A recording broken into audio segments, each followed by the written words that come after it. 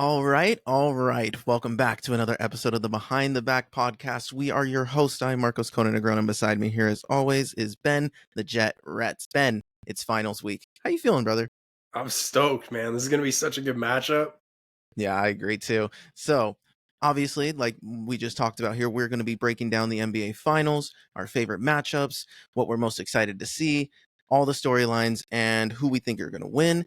So, we'll go through all that, and then we're going to finish off this episode with another Would You Rather segment featuring our favorite big man, Domantas Sabonis. So, with that being said, let's get right into the nitty gritty. So, it's June 5th. Game one is tomorrow night. In less than 24 hours, they will be tipping off. So let's get down to like just kind of what we're most excited to see in this series. Is there a particular matchup that you're most excited to see, or is there a storyline that's really just been making you more excited for this? Or how you feeling? I mean, there's definitely a storyline that got me hyped more than anything, but I do want to talk a little bit about just the 2-on-2 matchup, the two-headed dragon on both sides of Luka and Kyrie and Jason Tatum and Jaylen Brown. And I just think that's going to be electric. And I mean, it's really going to come down to like which duo outperforms the other. And I mean, that really is what's going to set apart these games, like each of these games. Looking at the season series, the regular season series between these two teams, like with exception of one game, all four of those guys played exceptionally well. And the one game was just, it wasn't Kyrie's night kind of thing. Mm-hmm. But Luka got a triple double in both games that they matched up in, and it was a dominant triple double in both of them. Jason Tatum had almost 40 points in one of them. Like it's one of those scenarios where you really got. I mean, look, you're at the biggest stage, right? You play all season long to get here. If there's a time you need your stars to show up, it's now.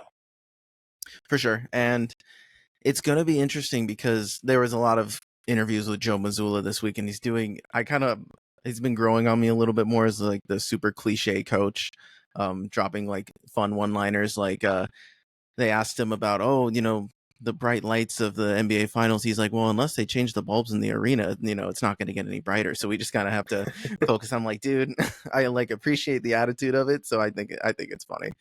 Um, but this is cool because both of these teams kind of have a level of experience of being in this intense of a stage. I mean, obviously for the Mavs and Luka, this is his first, and Tatum and them, it's their second. But I mean, it's gonna be it's gonna be pretty electric. And like you said, it is gonna be based off of which duo does better.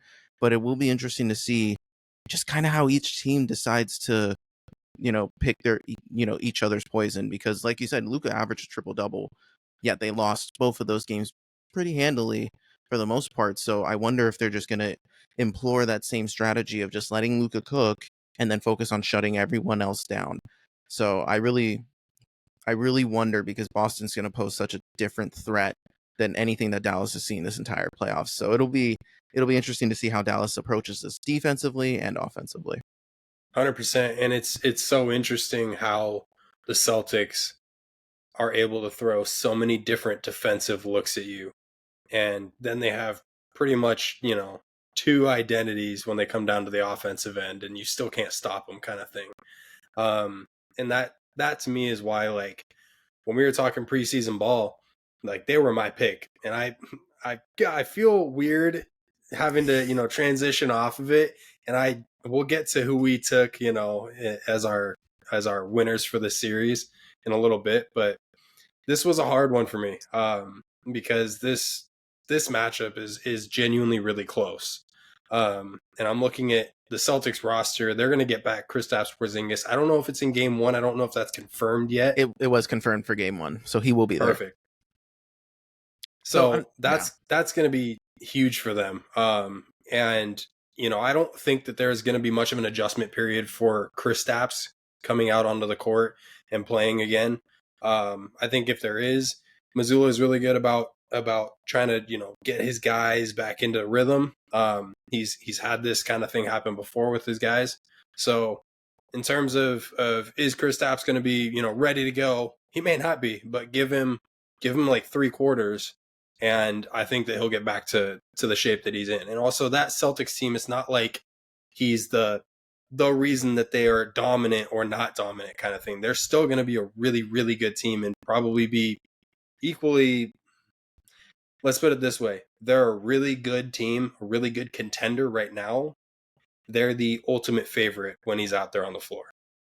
Yeah, and the funny part about that is like I kind of think the opposite a little bit of like having Kristaps come back because they've kind of developed a rhythm without him over the past couple weeks. And I wonder how, like, obviously he is a huge improvement over Al Horford and Luke Cornett, who they've been running. So I understand that it will still be an upgrade, but I think that kind of getting the rhythm back on the floor again might be Dallas's best chance to potentially steal a game in game one. If I had to pick game one right now, I actually think Dallas has the best shot. I would take them, even though they are the underdog. Um, just because of that, because Dallas has their 8-man roster still ready to go, and they've just been going. I know Derek Lively got hurt, but now Maxi Kleber's back, and Derek Lively's healthy again. So it's gonna be the dynamics of each team has kind of changed a little bit now that they each kind of got a major piece back. So it will be interesting to see.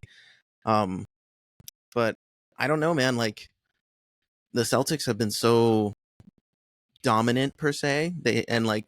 I do the air quotes because like they've had a pretty cookie cutter path to the finals versus the Mavs. But I mean, if you look at I'm gonna go on like a little tangent here. Like when you look at again, I've emphasized this the past couple weeks.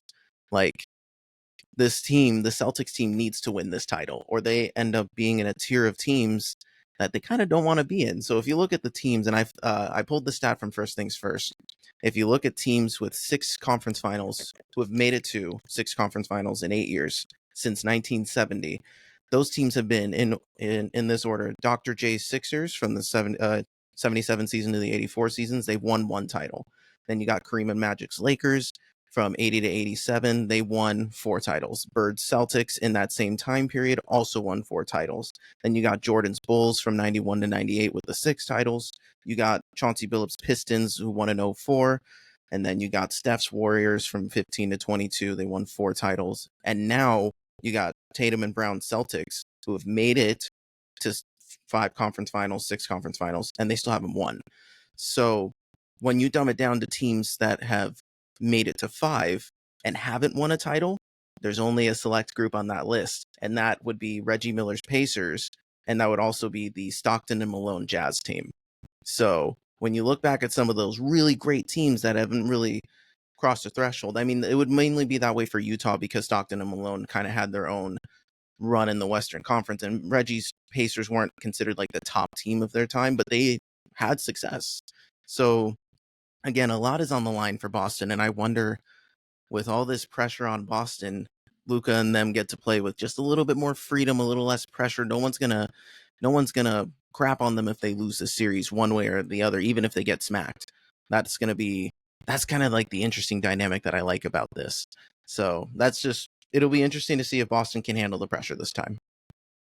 Yeah, and I mean it is Boston's series to lose for that reason in particular. But we talked about how their cookie cutter run in the playoffs has been going. Well, it's been going that way not just because of injuries, but look at the regular season too.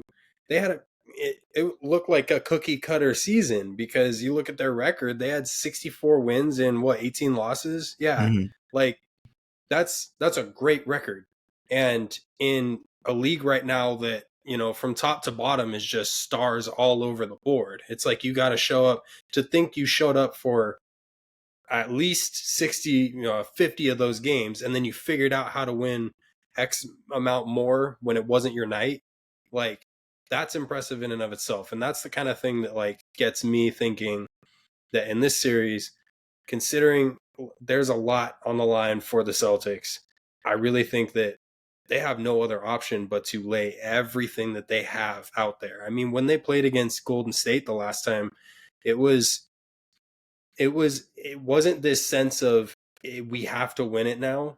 It was the door is wide open. Like we're going to be back here whether we win it or not, but we really want it right now. And obviously it didn't go their way, right? But Mm-hmm. the vibe at the end of the feeling at the end of that series was Boston's going to be back. Well, Boston's back, but it's really, this door is starting to kind of close on this championship team, this championship caliber team that everybody talks about year in and year out. And just thinking about what's on the line, I really have a feeling that this could be Boston's series. And to put that into context too, like against the Warriors, Tatum laid an egg. Like he didn't play well at all, and it'll to think that he's not going to respond in a better way is going to be interesting. I mean, it's going to be tough. Like it's tough both ways. Like both teams have players that are just going to be so hard to account for. It's just going to be a matter of how the coaches draw things up and which matchups they choose to lose. And I think that's going to be the most intriguing to see, like how they come out defensively. Each team, who's going to be guarding who to start, and it's going to be a matter of who can get hot first. And I'm not worried about either team on the road because both of these teams are capable of, shutting up a team's home fans. So especially in Boston, I'm really excited to see Luka, heckling those insane Boston fans, and then obviously, we got Kyrie returning, and that's oh man, I'm excited to see what happens there. Yeah, that's a whole storyline in and of itself that I do kind of want to just shed some light to. Obviously, Kyrie spent was it 2 seasons total in Boston, Yeah. and it was, I want to say, up and down, but it really just felt down because the vibes weren't there. It didn't seem like the glue like ever set properly. It felt like things were still falling into place before finally he requested a trade and got out of there after lying to Celtics fans and saying that, I'll be back, we'll be back. He went back to Boston when he was on Brooklyn, and they were playing a game, and Boston just lit him up. They let him have it. They heckled him all game long, to the point where he was starting to obviously get emotional about it, not crying or anything like that, but he was like gesturing back at fans. He was flipping fans off. He was like letting them have an earful. Like it was very much so like he felt attacked, and that's why he attacked them back, because his play in Brooklyn was trash. He wasn't there, right? And Mm-hmm. it probably was a mental thing. It wasn't so much the physical thing, but we also talked about those injuries. Like they played a factor. I really think like there's also a side of this where Kyrie could just completely dominate this series, because we talked about how he's in one of the best shapes of his life right now, mentally, physically. Like he just looks like he's put together right now. And Yeah. there's a special kind of thing going on with Kyrie. And I have a feeling like if there's a time where Kyrie can really get back at Boston, it's not going to be with his talk. It's going to be with his play. And it's going to happen in this series. And that to me is going to be something like I'm looking forward to. Yeah, and like we talk about the evolution of Kyrie, I think that Boston Kyrie, when he, the vibes were when he first got there were so exciting because it was post Isaiah Thomas. They traded, IT for them, and they had so much success under him. And but then it got really sour really fast because Kyrie's just started trashing on all the young players and full out blaming them, calling them out game after game. Jaylen Brown was on that roster. Like it was a really toxic environment. Like you said, in Brooklyn, he was going through like a villain Kyrie era where nobody liked him at all whatsoever. And I think in Dallas, it's just crazy to see the evolution of him basically mentoring Luka and all of a sudden just kind of restoring his image a bit of people like appreciating the basketball player that he is again. I think for a while there, people kind of lost sight of how good he really was because there was just all this unnecessary drama surrounding him. So to go back to Boston, which was a place where he wasn't in a good place, to kind of go back there now and kind of just be this version of Kyrie, it'll be awesome to see. And I don't think the fans are going to go easy on him. It's Boston. They don't care. Like they're going to go hard on him too. So it'll be interesting. I think like if I had to pick like an X factor for this series for at least Dallas, it would be Kyrie because I truly honestly believe they're gonna let Luka get his. Like I think Luka's gonna walk into like a I forget if it was 2015. Yeah, 2015 LeBron, where like he could have won Finals MVP even though they potentially lose the series. So it's like they're gonna let him go off in that way. So it'll be interesting to see. But the Dallas doesn't win if Kyrie doesn't have an awesome series like he's been having, like the way he performed against Minnesota. No, 100%. I would agree that the X factor is Kyrie. There is, at this point in basketball, there's not enough defense being allowed to be played by referees that you can no longer hope to stop a player. You can only hope to slow them down and or outgun them. And that's something like in this series, it's going to be interesting to see how it kind of shakes down. They announced all the referees, the officials for the finals, and I'm uh I'm not super happy about the lineup. I'm not gonna lie, and I'm also not gonna get into it. But yeah, you can really only hope to slow guys down. I agree. Like they're gonna let Luka have his because you can know exactly where Luka's gonna go with the ball, know exactly what he's gonna do, everything, but he's still gonna make some crazy shot over you, and that's just kind of what he's doing at this point in his career. The X factor is and that's Kyrie, is who's going to be the turning point for the Mavericks, I think, in this series, just like what you just said. Um, as for the other side of things, it's going to be how well do the two-headed snake dragon over there play together.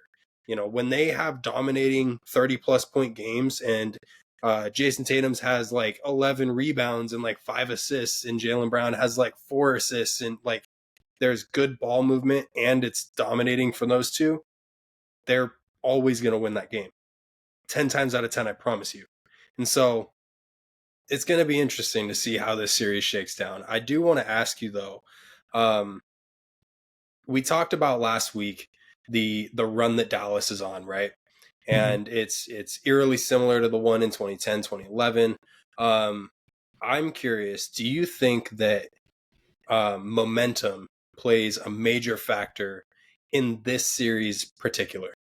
Yeah, I totally believe that, because when you talk about basketball being a game of runs, if you catch a team that's hot at the wrong time, at the right time, like it doesn't matter how good you are. Sometimes everything's just going to go. So if the Mavericks come out right out of the gate and they just start playing with the level of physicality that they did against Minnesota, Luka's hitting sidestep threes right out of the gate and he's erupting for 15 points right out of the gate, Kyrie's shaking them up early, like it could set the tone right away. And like I know you didn't want to get into like the whole refereeing of it all, but like Kyrie is going to play another bigger factor in this too, because when you have a ref like Scott Foster who likes to personally put his mark on each and every game, Luka's going to get pissed. And he is, he's a prima donna. Like he's going to complain about every other call. And Kyrie really needs to he's going to have to be doing scoring, defense, and stabilizing Luka to make sure he stays in that game.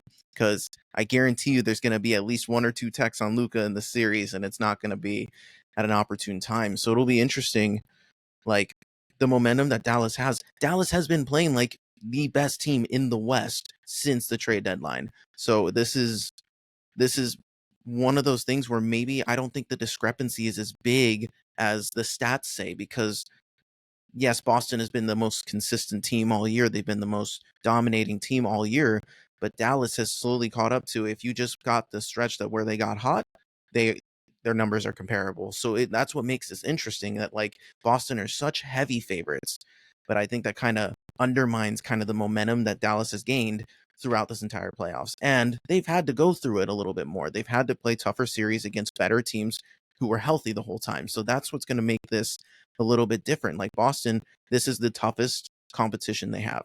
So how they respond is going to be interesting. Yeah, I fully agree. But on the other side of it, this is the toughest competition that Dallas has seen. And, Dallas has already seen a lot like he just got into. But man, this Celtics team, we talked about all the failed attempts at their championships in the past years, right? With this particular team. Well, this is the best version of this particular team. Talk about these newer additions, especially with Drew Holiday. That's Drew Holiday and Kristaps bring something to this team that they really have not had. Like you can compare Marcus Smart and Drew all day long. It's not really comparable. And it's deeper than a mental thing. It's deeper than a physical thing. It's a fit thing. Marcus Smart was never going to be the same fit that Drew brings to any team. And you're really seeing that this year. And with Kristaps, like, just having a dude out there who's as tall as him, who's a freaking unicorn, who can take the ball up at times, who can do a random step back. Like, you don't want him to do it, but he can do it at times. Like, if you need a bucket, he'll probably get you one. And there's just so many factors to this team that weren't a thing the last championship run that they had. And look, man, I'm ready to get into my pick. Are you ready? I have one last take on that just to respond. Okay. I agree with you because Boston, with how physical they are, I think, and the level of talent that they have, I think if there's one team from the West that Dallas has played that you can compare them to, it's kind of like they're kind of like the bigger, better version of OKC, where they have a dynamic guy who can take over each and every game, but they have two of them. And then they also have a big like Chet Holmgren, who's actually a little bit bigger, a little bit more physical, and they're just a deeper, smarter, like built team. And one thing I am nervous about for Boston, though, is like, what if this is the series that all of a sudden everything just goes cold? They're obviously their strategy is just spray and pray, like hit all these threes as often as they can, shoot as many as you can, get as many good looks as you can, and it's just going to be like the dynamics going to be so interesting. And if Tatum or Brown are off, just even by a little bit, this could sway in Dallas's favor. I'm really excited. So that was it for me. Let's get into it. Ben, who are you picking to win the NBA Finals this year? I had this take before the regular season started, and I had a whole thing about it, and I said that Boston is my team to win it all this year. I would be really disappointed in myself if I switched up now, whether I want to or not. And so I'm gonna take Boston in 7. My Finals MVP, I'm gonna say, is actually gonna be Jaylen Brown, and I think that he's similar to how Kyrie's gonna be the X factor for Dallas. He's gonna be the X factor for Boston. Agreed. And I think that this is a great opportunity for Boston to learn a little something about Jaylen Brown that they maybe didn't know, and that's that on the biggest stage, instead of the guy you probably expect to take over, it's actually going to be Jaylen Brown, and that's the guy you're probably going to keep if things don't work out here. So yeah, that's my take. I can totally see a different scenario where Dallas wins and Kyrie takes the MVP because of what we just talked about, that storyline and playing into that. It's going to be a close series. I have no doubt in my mind about that.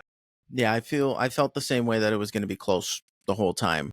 If I had, for my pick for the NBA Finals, who I think is going to win, I think it's going to be the Mavs in 7. Now, I'm not as high on this Boston team as everyone else is, and they've shown it. And Finals MVP is going to be Luka, and I don't think it's going to be because Luka is going to do anything out of the ordinary that he hasn't already done. It's going to be because Boston's going to let him like dominate on his own and hope that they can stop everyone else, and pray that Derek Jones and PJ Washington don't hit their corner threes. Pray that Derek Lively and Daniel Gafford can handle Kristaps, and hopefully Kyrie has his signature moment where he can help assist him and get 25-30 each game this series. So I've been on the Mavs since they started kind of erupting a little bit after their first series. I kind of had a good feeling about them. They got rest. They're ready to go. I think that Luka's going to cement himself as the best player and the face of the league when this is all said and done. But in reverse, if Boston wins this series, Jason Tatum gets to establish himself as a potential best player in America, if not the best player in the NBA. So it'll be interesting. It's going to be a close series. I couldn't do 6 for some reason. Like I wanted 7. I think it's going to go that way. Yeah, and I think, for me, it didn't come down to how many games. For me, it always was 7, but I really did struggle for the last week trying to decide. Like, I have a lot of confidence in this Mavs team just because of momentum. I asked you about that momentum playing a factor in the series, and I 100% believe it. I've always believed in momentum, and especially right now. And we talked about how Boston's kind of cruised into this, and now Dallas has been on an absolute rampage. They're more likely to continue rampaging than Boston is to pick up a rampage. And so it was tough for me, and genuinely I do see more of a scenario where Dallas wins, but I can't turn against myself like that. I can't go against my own word. I was wondering like the whole day. I was like, I wonder if he's gonna flip his take because he said his preseason take was Boston. I wasn't sure. I had a Yep. feeling you were gonna ride with Boston, but I wasn't sure if Dallas had swayed you. Um, and it sucks because as a Kings fan, I don't want to be rooting for Dallas like this. I like Boston. Don't get me wrong. I want the best for Tatum and Brown. I think they've been uh, whether it's wrong or right, they've been crapped on more than a lot of these other players, but that's the price that comes with success. And, it'll be a good story either way for whoever wins. And honestly, if Tatum and Brown win it now, Luka still has the luxury of being like a top player anyway, and people are still going to expect him to win a title at some point and an MVP at some point anyway. So when it comes to Boston, I think they do have more to lose. So it would be, I think the better storyline would be if Boston ends up finally kicking the door down. But if Luka wins this and Kyrie, he gets another title along one of the greatest players to ever play, it'll be very interesting that too. And if Luka wins it, it starts this whole different discussion of like, where are we going to see Luka in the future, and are we actually starting to see one of the next greatest to ever do it, at least top 10 players all time. So it's going to be crazy. It's going to be crazy. It is. Game one is tomorrow, Thursday, June 6th. And yeah, just super excited for it. This is probably, I think I'm the most excited for this series than I was for any other series yet this playoffs, West or East. Because it's finally down to like the two best teams. I think the two Yeah, best teams are left. Um, and so far the conference finals were all really good games, and it'll be interesting to see if that momentum carries to just consistently tight, good games. The reffing is going to be a factor. I'm interested to see how that turns out. Um, because Boston's also a kind of team that's inconsistent on getting to the line. So it'll be interesting to see how the refs treat Luka and Kyrie and co. So this is going to be a juicy series. So I yes, hope it sir. lives up to the hype, and you and I get to catch game 2 together. We're hanging out on Sunday, so we get to catch game 2 and see how that works out. So I'm excited That's for that right. too. All right, then let's move on to our next section. So give me 1 second here. So like we did last time, we did a would you rather with featuring our favorite point guard, De'Aaron Fox. This is the would you rather sections are more we're homers. We love our guys and we see the skill and the talent level that our guys have. But this is more of like an exercise of displaying a lot of these players that we put these guys up against are viewed significantly higher than our boys, and that it kind of bugs us a little bit. But there are some guys who are interesting prospects who are extremely talented who could make our team better in theory, depending on how it is. In this exercise of big men, Jokic and Embiid are off. I just felt like that was too easy of a decision based off of just the talent level that they are. I think they're the tier 1 of centers, but Domas is like tier 2, and then there's this whole list of guys who I think are kind of right in that tier 2, tier 3 range. So I'm going to pull that up now so that we can get down to business. Okay. So let's get this here. All right. So we got our boy Domas here. So let's just throw up his stats just to emphasize how well he did this year. He obviously led the league in rebounds again for the second straight year, but this was a career high for him. So he also had a career high in assists and a career high in 3-point percentage. Obviously, he doesn't take that many threes, but he's part of him getting better is him shooting at a more efficient clip, and he's been doing that. So if he keeps this up, it's great. He was third team All NBA and another All Star snub. Had to put that up there because I'm not salty or petty at all. So we'll see how that. Averaging almost a steal a game too is awesome, and I'm surprised that's not a career high. That means he actually averaged a steal at one point.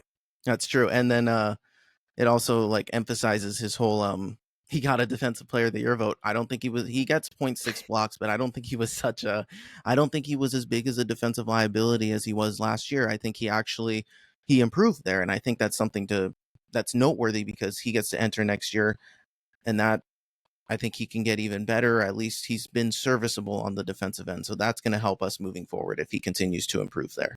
100%. All right, so let's get into our first would you rather. Just like last time, and for those before we get into the nitty gritty, I put this up on a screen share. If you guys want to watch the video, come check us out on YouTube Behind the Back Podcast. We have it all up there. I made a fun little presentation for Ben to see so we can react and follow along together. So just like last time, Domas's stats will always be on the left, and then we have someone on the right. I feel like for the big men, it's going to be a little bit different to kind of figure out who does what. The stats are so weird. So I put this man up here. I'll give you, no, never mind. I'm not going to give you a hint. It'll be too easy.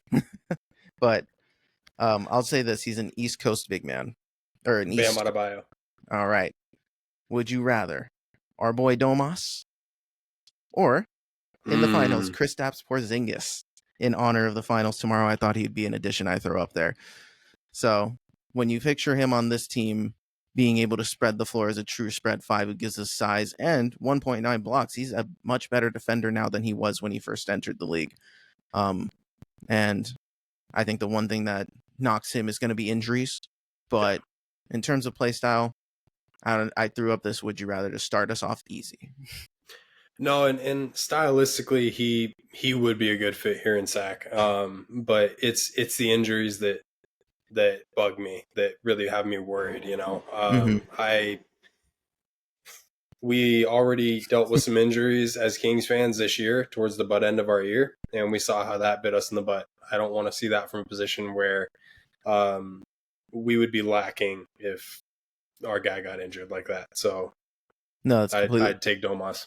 Same, and I'd take Domas as well. One thing to point out too, again, this is just an exercise of just how underappreciated Domas is. I think he's always considered, when people talk about him regularly in the media or even other players, they consider him one of the most overrated players in the league and like a stat pattern. And I hate that, because when you look at the stats that he puts up, they're so consistent, and he's averaging damn near a triple double. The only other guy that I could put on a list is Jokic. That would make sense in terms of comparable stats. So it's just, when we're going to be looking at Domas' stats versus some of these guys, and yeah, some of these other guys can put up more points and maybe be a little bit better defensively, but there's nothing to me that really stands out like to some of these other bigs. That's why I view Domas as the third best big in the league.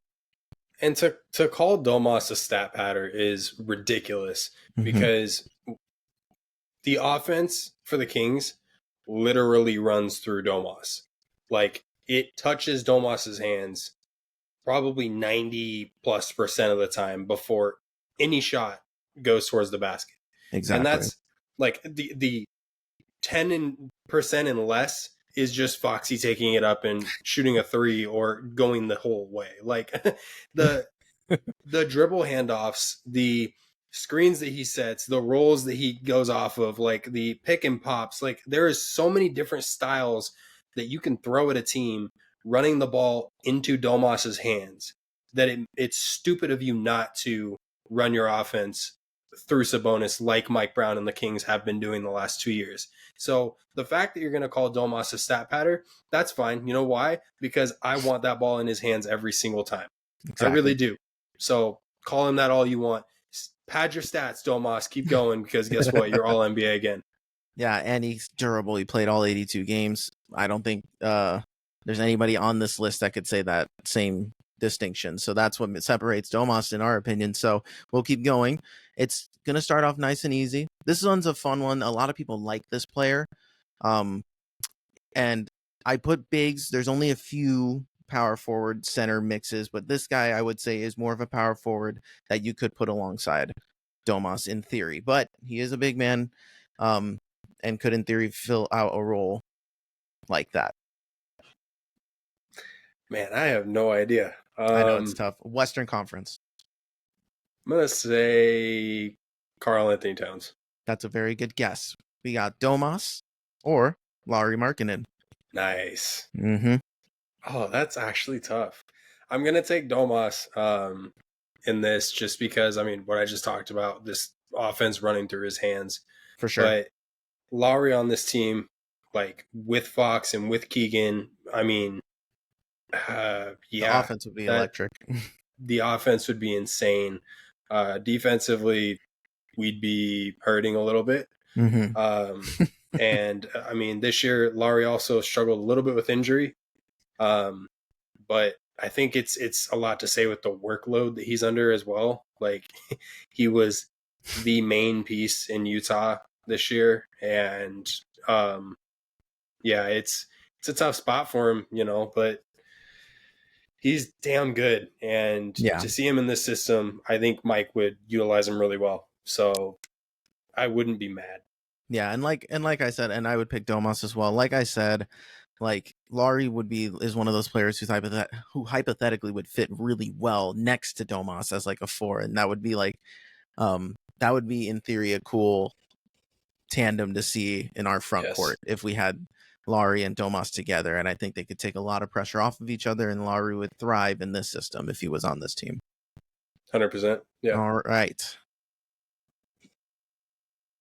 Trying to remember who I put for this one. I moved some guys around to make it start off soft and then get a little harder as we go. I think I know who this is. Pretty sure.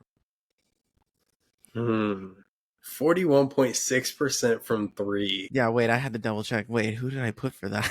Who's shooting that wall? Oh man, I had to think now. That's the reason that I'm thinking it's Cat, because it's like 40s in 3-point percentage. I But think you're right. 8.3 rebounds for Cat seems high considering he's on the court with Rudy more often than not. I'm gonna say it's Cat. I think you're right. Let me check. It's Domas, and you're right. Okay, Carl nice. Anthony Towns. Good job. He was gonna be on this.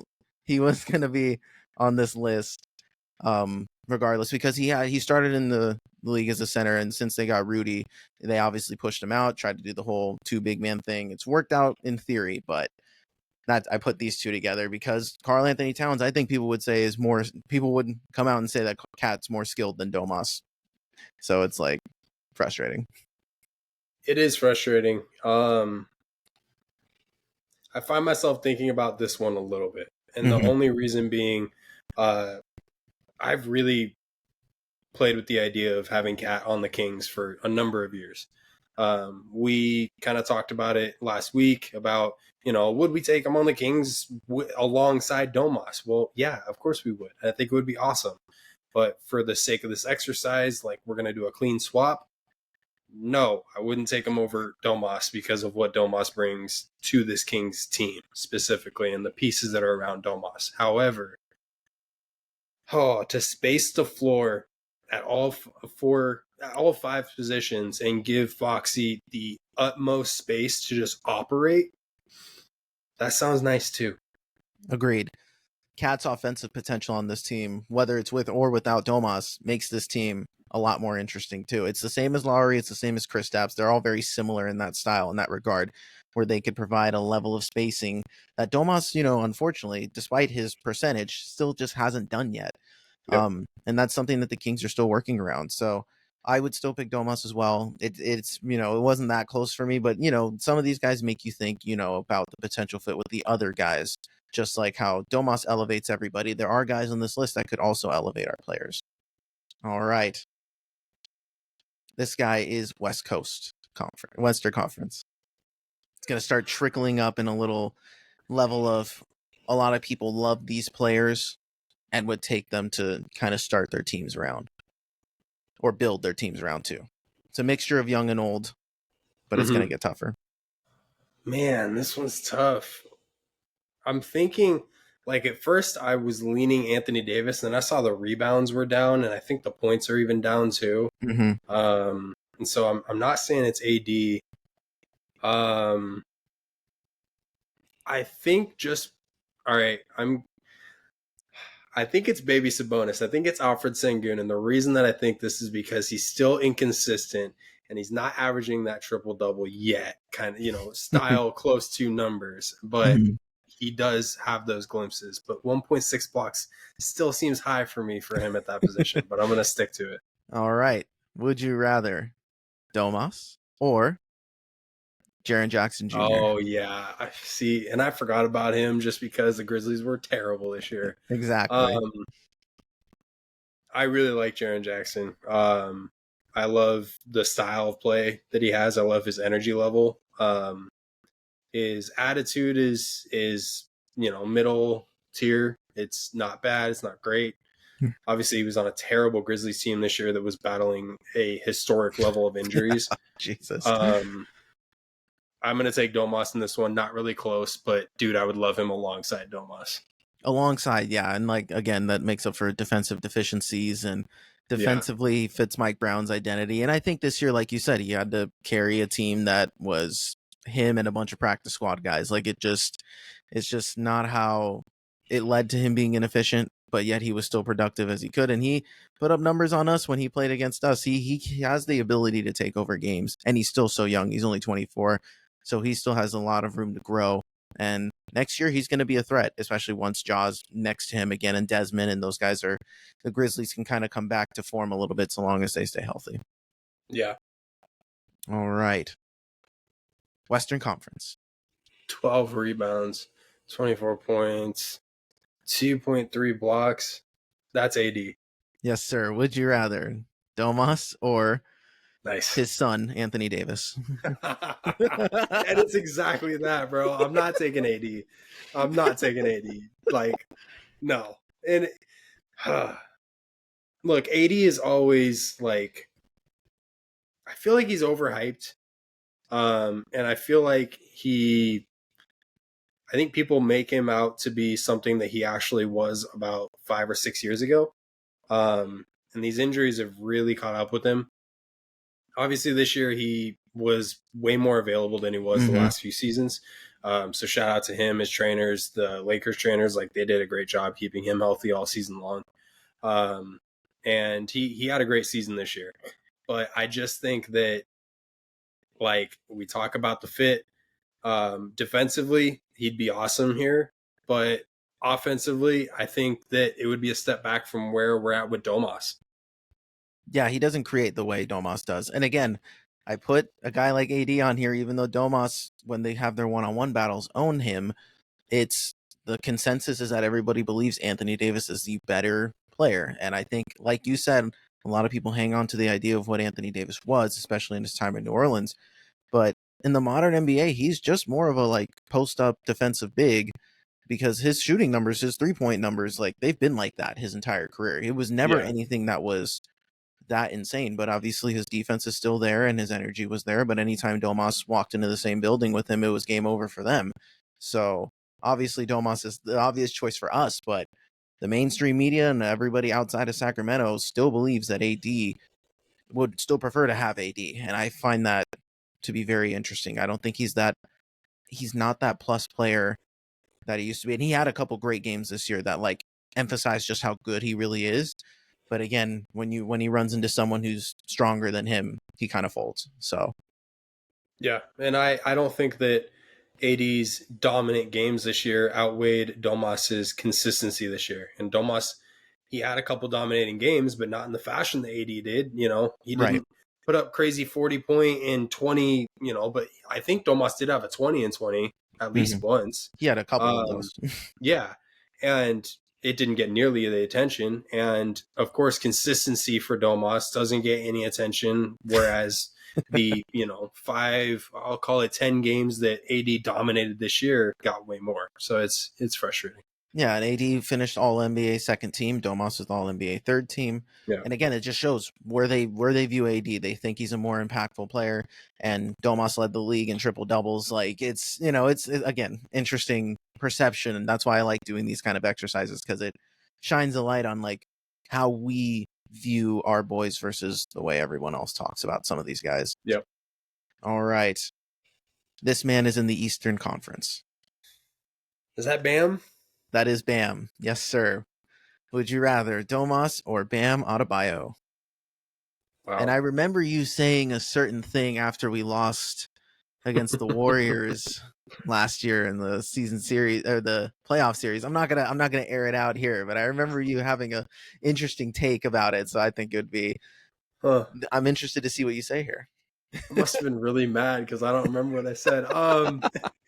Or it was just an awful take. Anyway, yeah, it's not close for me. I'll say that now today.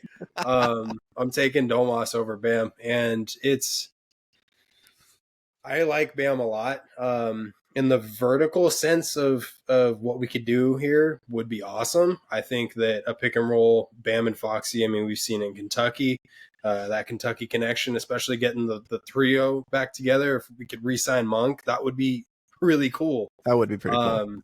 But yeah, it's so hard for me to imagine this team without Domas, and so there's a good chance I'm taking Domas like on all these. Mm-hmm. I know I'm gonna get you on one of these, but it'll be interesting. That's fair. But no, I mean, same. I would pick Domas, and Bam brings a lot. I also think that I think Bam's numbers are kind of skewed by what Miami has to consistently go through health wise Yeah. too. They're always a team that's just so up and down. But he also hasn't taken I mean, his numbers are great. Like, don't get me wrong, those are good numbers, and they had him in All NBA consideration. But there was a reason Domas finished ahead of him, and there was a level of consistency that Bam didn't have. And I think there's a level of expectation that people had for Bam as well, versus someone like Domas who played for the Kings. Miami was just in the finals, and Bam was a huge reason for it. So he didn't have that kind of impact that oh, Jimmy went out, let it be Bam's team. He doesn't have that next takeover factor. So that's where I would lean Domas.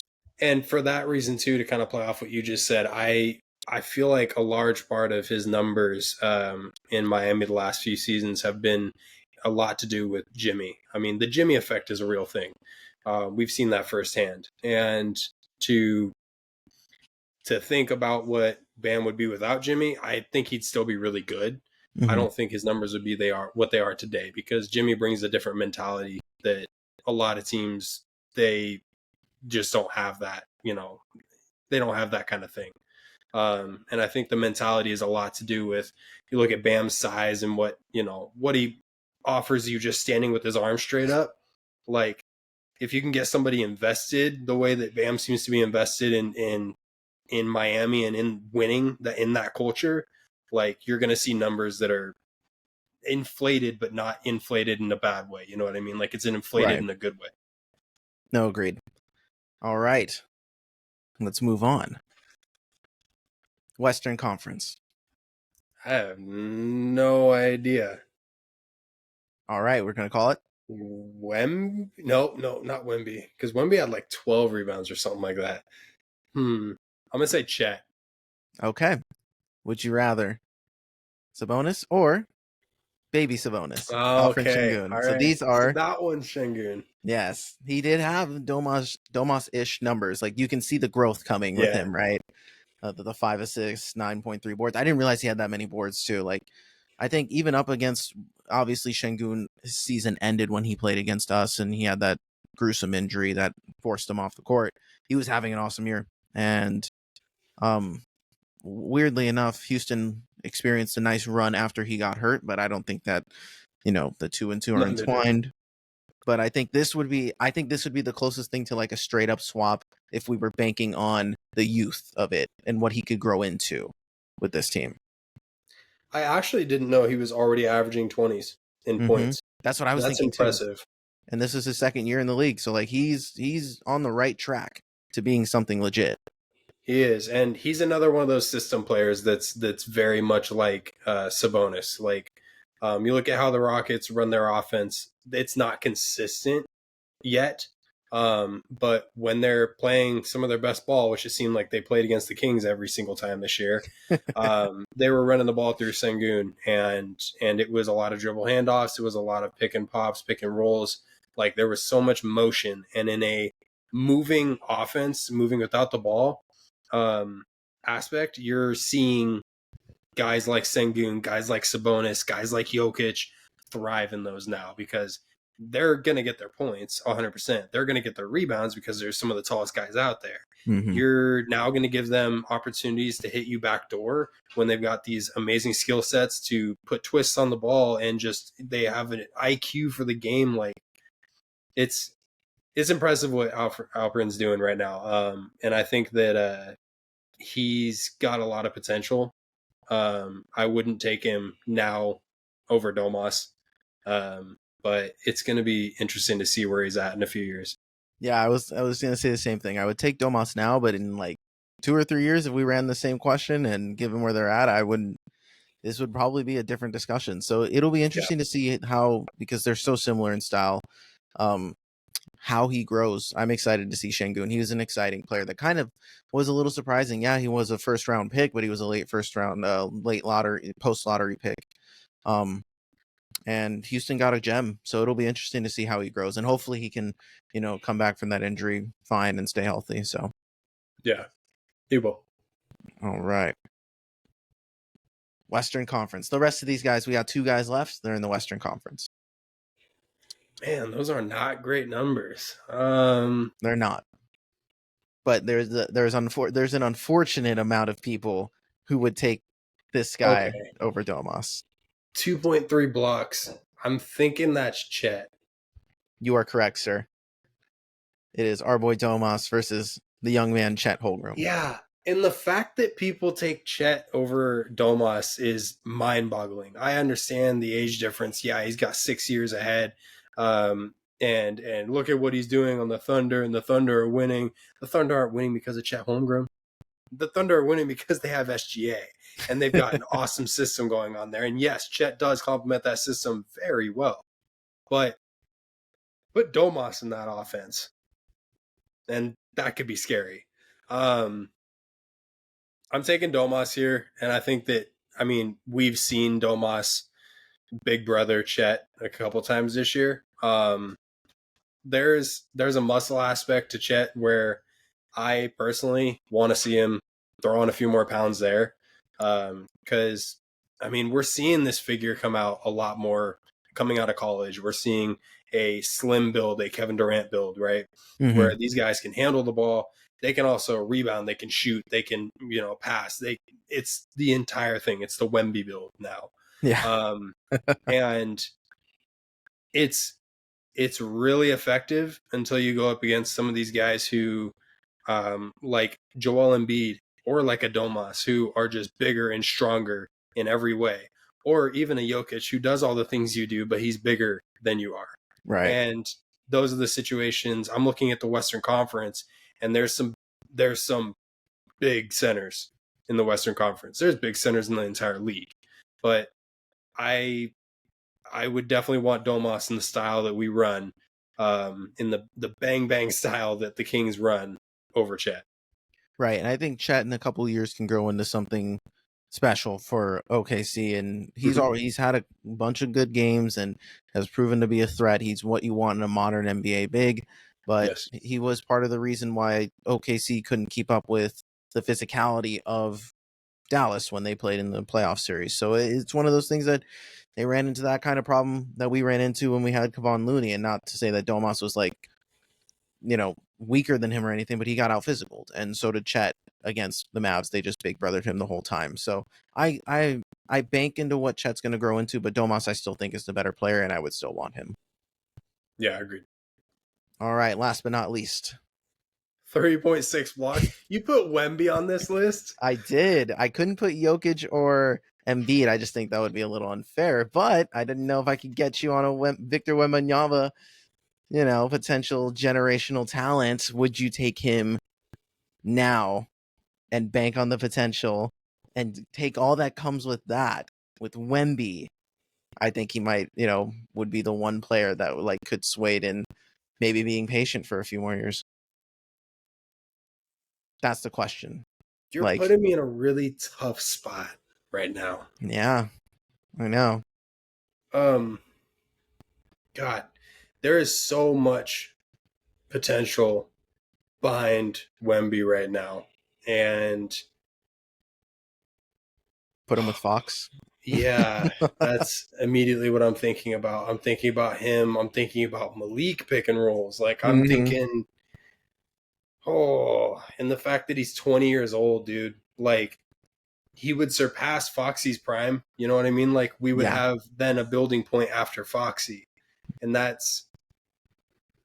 think I'd be dumb to not take Wemby in this case. Yeah, I kind of put you in a tough spot here because I would say the same thing. I would pick Wemby in this situation.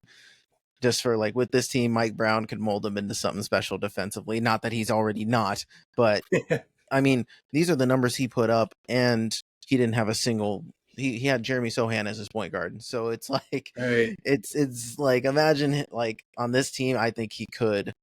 It wouldn't happen this year or even next year, but I think in a few years' time he makes the Kings a contender with Fox No, and Murray and Monk if we had him, like those things. honestly, I think it's in 2 years that that happens. Because you talked about his point guard is Jeremy Sohan right now, like, and that's probably the next best player on that team. And well, that's debatable. Anyway, Right. the point is that that's not a good team, and if you put him with a good team who is not necessarily contending, but at least in a playoff position, they're going against some of the best teams in the best scenarios. And guess what? All of a sudden, this 20-year-old, 21-year-old is getting exposed to early in his career playoff, games, and getting all this different scenarios under his belt. And now all of a sudden he's got this plethora of experience that, okay, 4 years from now, Foxy's at the twilight where he's already hit his peak, right? Mm-hmm. And the window is to win a championship is now for the Kings. If they don't win, well, it's okay actually, because they'll move away from Foxy or X or Y, and they'll just end up building around Keegan and Wemby, and that's still a damn good team. Like, it's Yeah, I would pick Wemby as well. And like you said, there's just you can just see the future. The Spurs yeah, lucked out and got a generational talent there for sure. they did. So that was our Would You Rather Domas edition. Hope you had some fun with that. That was fun. It was tough. You put me in tough situations, but I will say I I did a good job like calling some of those bigs. I think I know bigs better than I know point guards. Well, and I think that too. Like there were some guys that I could have thrown in there. Like I was debating putting guys like Miles Turner in there, but he didn't have the numbers to back it up because obviously don't the Indy decided on getting rid of Domas versus Miles and things like that. So there was a couple guys where I was like maybe, and like Rudy, I was thinking that too. But I'm like his 13 and 13. I'm like I don't really want Rudy. So it's like I wanted to put guys that were like semi interesting for this. You know who I would have low key thought about, never would have replaced him, Mm-hmm. but is who's the dude who plays really well against us? He was on Portland and then he ended up Nurkic. Oh yeah, Yusuf Yusuf. Nurkic. Just Oh, and just Jonas too. because just because both those guys play like MVP level against the Kings, like It's it's true. nothing that I've only ever seen them play these incredible games. Like Nurkic had one of the first ever 20, um 25 games or it was whatever. like five Oh yeah, five yeah. yeah, We were it was there. like We were five at that stats in game. five different, it's crazy. It's We were insane. So totally at like that game. I remember that. I would think about him for a second, and honestly, I would take him on this team as a backup big right Hmm. now. Um, Especially because that's where he's at right now is Phoenix, Yeah. and they're not using him very well. They're not using anybody really well, so it's a messy situation. Nah, that's fair. All right, brother. Did you have any final thoughts before we head out and we get prepped for the NBA Finals? It's finals week, man. I'm stoked, and I also can't believe that we're about to wrap up the NBA season, and we're going to be in official off-season mode. Yeah, and then the draft is in 3 weeks, so then we Yeah, get fair. to see the new faces of the team, and free agency starts, and then it's a couple month rest. Um, and then true off season mode. Yeah, once this month ends, it's basically off season stuff. So this is where it gets exciting. Yeah, it's going to be interesting for sure. All right. So with that being said, this was episode 45 of the Behind the Back podcast. You can hit us up at behindthebackpod13@gmail.com. Hit us up on any of our social medias, Instagram, TikTok, Twitter, X, Facebook, all that fun jazz. And then if you are on audio, want to come see our pretty faces, see that screen share that I threw up for this Would You Rather segment, you can find us on YouTube. We got all the links for everything below. And it's at the Behind the Back podcast, of course. And for all of you audio listeners, please like, rate, review the show. Helps us out a ton. And for all you YouTube people out there, like, subscribe, follow, give us a comment down below in the comments if you agree with our takes or if you disagree with some of these would you rathers. Want to know if you're more a fan or if you guys think that Domas is more overrated than we think. But this is mainly a Kings community, so I hope that's not the case. So I'm Marcos Conegron. Beside me here as always is Benny the Jet. All right, guys. We'll talk to you next week. Peace. Peace.